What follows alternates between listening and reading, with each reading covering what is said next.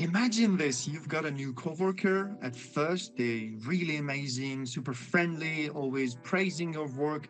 But a few weeks later, you find out that they're telling your boss that you are the problem, or they blame you for the mistakes that you didn't even make. Suddenly, you find yourself in an endless drama and you have no idea how it got so far. Or have you ever worked with someone who seemed charming at first, but later you felt drained, anxious, or even guilty, or questioning your own abilities? Chances are that you are encountering a high conflict personality. Studies suggest 1 out of 10 people fall into this category. And this means that later on, you will probably cross lines with one at work. And if you don't know how to recognize them, in this series, we're going to show you how to recognize patterns and how to avoid getting in a conflict with them. That sounds familiar. So, what is high conflict personality? Well, unlike most of us who try to resolve conflicts between each other, people with high conflict personalities often escalate it and they somehow enjoy it. They look for a target of blame, uh, often a coworker, a boss, sometimes even their direct reports, and they don't let go. These are not just difficult colleagues. High conflict personalities tend to have traits links deeper personality issues, and they lack self-awareness, blaming others, and resistance to change. In the workplace, this can look like someone who turns small disagreements into something really big, a drama, let's say, and someone who constantly undermines others, or someone who manipulates situations for attention or power. Okay, so tell me about the types. What are the different types? Yeah, so we have 5 types of high conflict personalities. First one is the narcissistic HCP for short. At first, they're really charismatic, maybe even inspiring, but soon they will take credit for all the work that you did, or they will humiliate you and other colleagues in the workplace or in the meetings, and they demand constant recognition.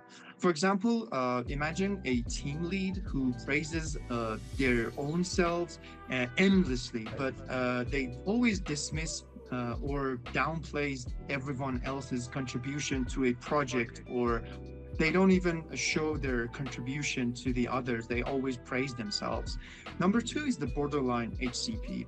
At first, they're really warm, friendly, even they seem like your new best friend, but suddenly they flip. It's like a coin. They accuse you of betrayal or over something really small. For example, think about a coworker that they praise you on Monday, but then on Wednesday they spread rumors that you did something really bad to them over something really small. And the third one is the antisocial or sociopath HCP. They seem really persuasive and they seem like really good problem solvers, but in reality they're manipulative. They lie. They even steal credit of your work, your time, or resources. For example, an employee who fakes numbers on a report, but then when something shows up and the management needs a report back, they will blame you and accuse you of changing the data. And the fourth one is the paranoid HCP. As for the name, they are always suspicious about everything and everyone, and they always think everyone is going to hurt them. And they seem really cautious and detail oriented, but they constantly imagine everyone is against them. For example, someone who's convinced that every change in process is a personal attack, or even if you give them a constructive feedback, they're going to turn against you and think that this feedback is going to be used against them to maybe fire them. And the fifth one is the histrionic HCP. They're really energetic, they're entertaining, but they exaggerate. They distort facts, they change the fabric of life, and they create chaos with false or extreme stories. For example, maybe you took their pen and they frame it as if you stole something really precious from them, something that they really did a hard work to gain. Okay, I know people like this, but how can I spot them early? What are the warning signs? Yeah, cool. Good question. We have different red flags for this, for understanding these patterns. So the first one is, do they quickly identify someone as a villain and constantly talk about them? Or do they refuse to take responsibilities when things go wrong, or they even disappear? Or do small disagreements with them actually turns into a major conflict in the workplace? Or do they leave you with feelings of unsettledness, guilt, or always questioning your own thoughts or your own beliefs?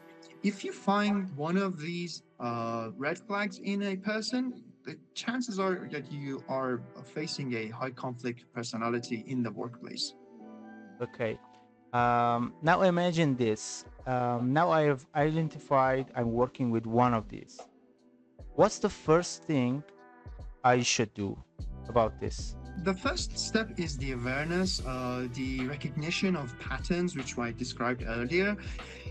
Don't really get pulled into their endless arguments or blame games. Set clear boundaries. Always document everything that you do. I love this idea of Chase Hughes, who is a behavioral experimentalist, and he mentioned this interaction with a HCP in his workplace, that he needed to document every little detail of their meeting with him and then email them in order to have them all on a record.